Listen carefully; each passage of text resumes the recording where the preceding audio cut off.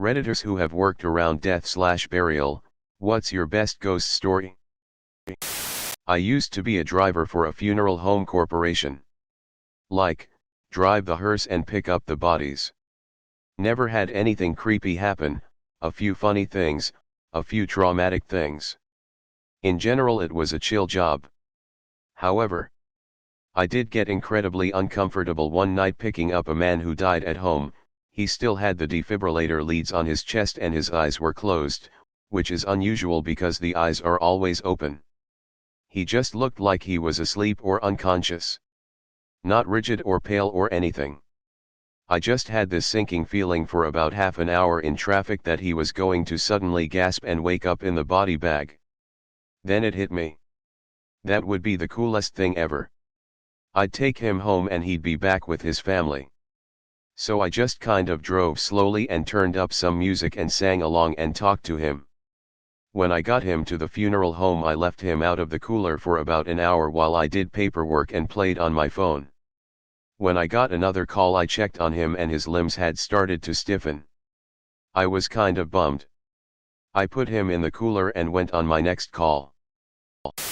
Not a ghost story, but when I was in the army, I served on a few honor guard duties for transporting soldiers' remains. One time we were taking Korean War-era remains that had been uncovered in Korea and transported to the USA for identification. For most of the remains, the transfer cases, industrial aluminum caskets, were very light, like you'd expect with 40-year-old remains. A couple of the cases were heavy, like a couple 100 pounds. I've never stopped wondering what was in those cases. It wasn't 40-year-old bones. I am an ICU RN. We had a septic patient in the unit. She was 29 weeks pregnant. She went into labor on my shift and we delivered her baby, stillborn. I did post-mortem care on the baby, retrieved the proper transport container and walked the baby down to the morgue. It was the middle of the night, I'm in an elevator alone. I hear a baby start wailing. I absolutely lose my shit and rip open the cover, and just as I go to zip down the bag, I hear a calming male voice say, "Hush little one, I've got you, no need to cry." The crying stopped immediately. Shaking, I opened the bag and saw exactly what I expected to see, a deceased 29-week-only baby. I am a big bearded 40-year-old ICU nurse and that was the scariest shit I've ever experienced. No one believes me to this day. I don't even want to speculate what the crying or the voice was. God. Even typing that out I felt my chest tightening. Mom told me stories when I was growing up. Her first job out of nursing school was an RN in the ER of an old hospital in Virginia in the mid-1980s. There was the man in the hat and patient one. Most of the nurses had stories about them. The man in the hat would show up and stand outside of rooms after visiting hours. The patients often died soon after. Patient one was a woman in a very old hospital gown. She'd walk in the halls before entering random rooms. Those patients usually coded. They took the man to be an omen of death and the woman to be a heads up to grab the crash cart. I have a million that are more grotesque and gory than this one, but it stands out to me. I was once working at a mortuary and had to go pick up a man from the medical examiner's office. When you do that, at least where I'm from, you get a receipt when they release the body to you. The receipt has all of the personal belongings that are with the deceased. When I brought the man back to the office I opened up the body bag to make sure all the belongings were there and double-checking the receipt. When I opened up the bag I was stunned to find this dude looked almost exactly like me. He was my age, had similar tattoos in similar spots, had the same long hair I do, even had the same style of jewelry I was wearing. It took me so off guard that I stood there in an existential crisis until the embalmer came in and was like, "Hey Spartan M00, how's it going? Holy shit, that guy looks like you." It's the only case I've had nightmares about. I'll be the one in the body bag with the deceased man opening me up. Not a worker in that field. But when my dad was in the hospital, I turned off the ringer on my phone and fell asleep. About 1 a.m., I heard the doorbell ring. I got up. No one was at the door. I walked around the house and saw absolutely nothing. I checked my phone and turned on the ringer. Almost immediately the hospital called to tell me my dad had died and would it be okay to harvest some of his organs for transplant. I used to work in a nursing home. The residents in certain rooms would complain about a man in their room at night, but hallucinations are common in the elderly, so it wasn't really noticed. One night I was moping the dining room, which had huge windows overlooking the garden. It was around 1 a.m., so pitch black outside and low lighting inside. I had this horrible feeling of being watched, so looked up, and reflected in the window was a man behind me. He had a brown suit in, a bowler hat, and the cruelest look on his face. He grinned and his mouth was too big. This happened in seconds, and when I turned around there was obviously noon there, but I'll never forget that look of evil on his face. I paid more attention to the residents after that, and they'd all seen the same man. He just enjoyed terrorizing people. I worked in a morgue. One time one of the bodies sat up, looked at me, and then died again. I don't know what happened that day, but I quit and now do construction. Back when I worked in cardiology, we had this one single room at the ass end or the floor. We'd put palliative patients or patients that needed isolation in there. I swear 3 different patients in the years I worked there told me they had woken in the middle of the night and seen an old man and a little girl holding hands, both standing at the foot of the bed, doing nothing. Edit, wording. I used to work as a nursing assistant in assisted living communities. Usually when a resident started to need hospice, they were transferred out to a higher level of care, so I didn't see death for a long time. When I first started, my favorite resident, let's call her Marilyn, would play Scrabble with me. She was completely alert and oriented. Sometimes she likes to sit quietly with an iPod shuffle clipped onto her vest and these huge headphones. She loved music. Slowly she started to decline. I would help her get ready for bed and she would get upset when she forgot how to do something. The only thing that calmed her down was playing music off my phone. She liked Frank Sinatra and the Beatles. Her independent ability declined rapidly and soon she was bedridden. Still, loved listening to music. This was during COVID, and her quality of life was diminishing so quickly that we didn't transfer her out. She had an apartment at the facility with all her belongings where she was comfortable. By the end her dementia had progressed to the point that she couldn't remember how to swallow. Marilyn passed away with me, the head nurse, and her family at her bedside in her apartment, Unit 202. I did her post-mortem care afterwards, styled her hair how she liked to wear it, even clipped her little iPod onto her shirt. A few days after she died, a woman in 203, her neighbor, kept wandering into the lobby during night shift, always at 3 a.m. She complained of loud music coming from Unit 202. That apartment was vacant, just full of Marilyn's belongings. She said the music was so loud it was deafening. Whenever the night shift worker went to check, he didn't hear anything.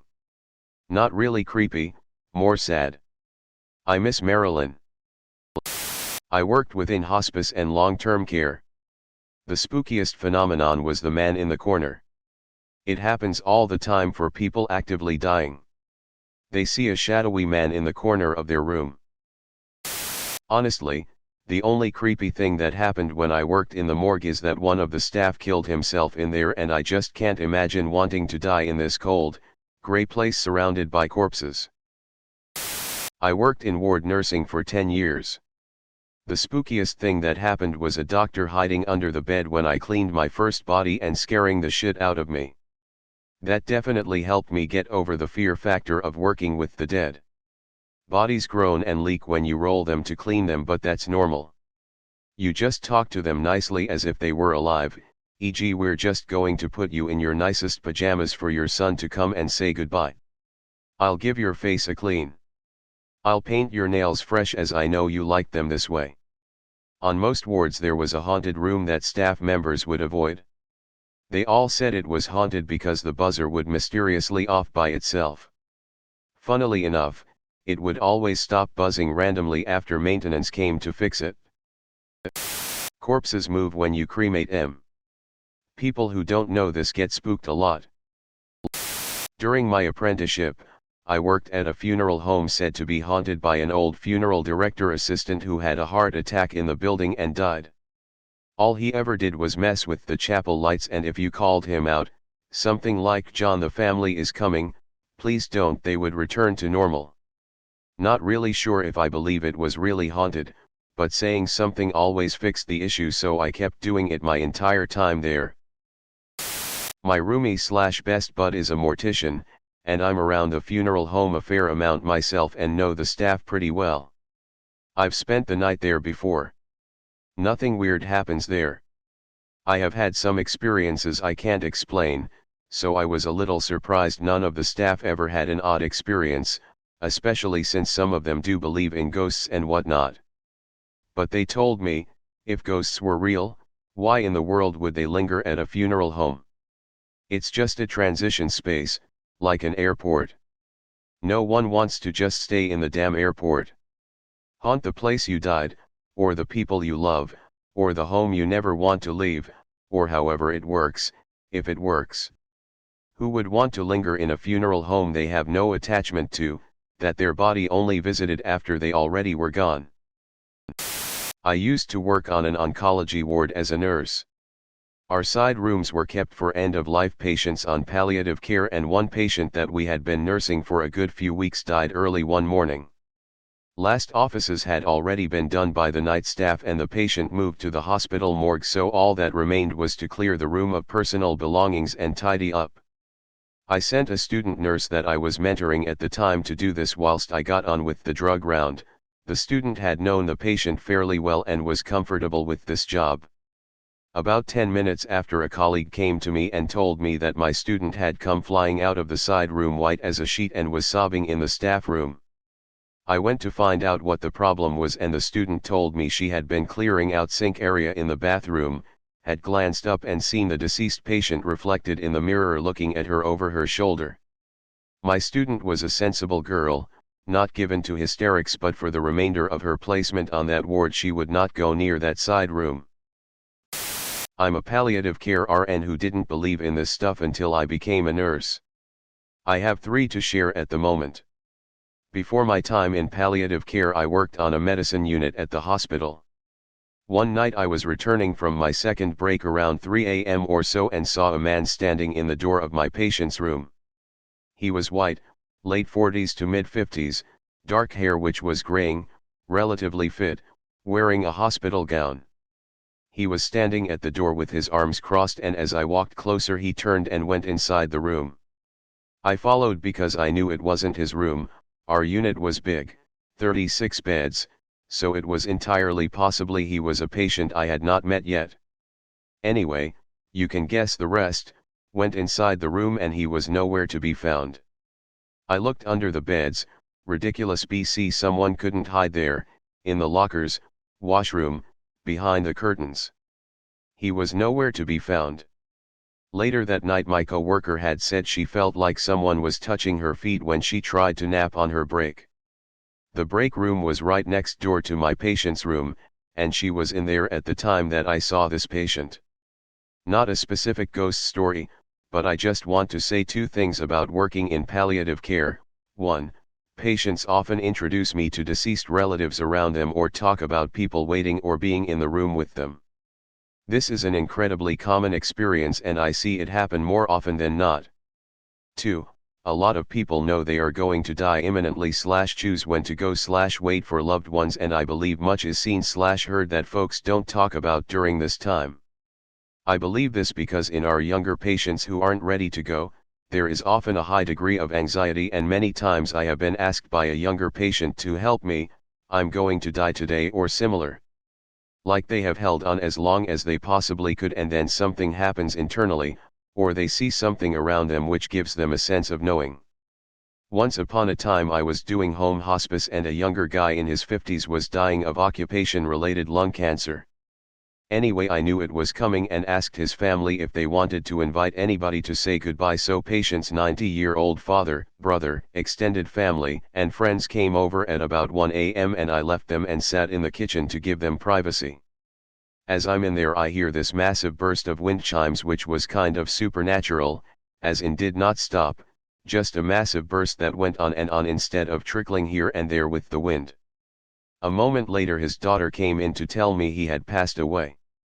I don't usually share my supernatural beliefs about death/dying with families, but I couldn't help but comment on the wind chimes later on, and his wife said, "Yeah, he collected wind chimes, that doesn't surprise me at all," and turns on the light on the back patio, showing me literally hundreds of chimes which had been silent all night until he passed.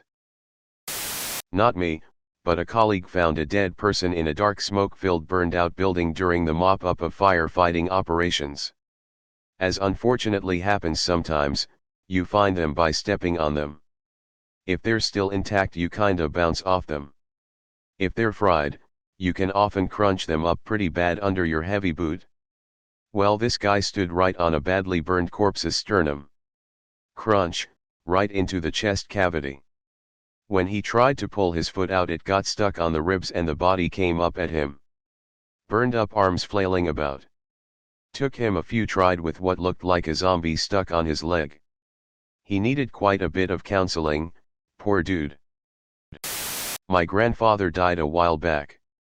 One day me and a bunch of my cousins were playing in the front yard, rural area, since on weekends all the family likes to hang out together.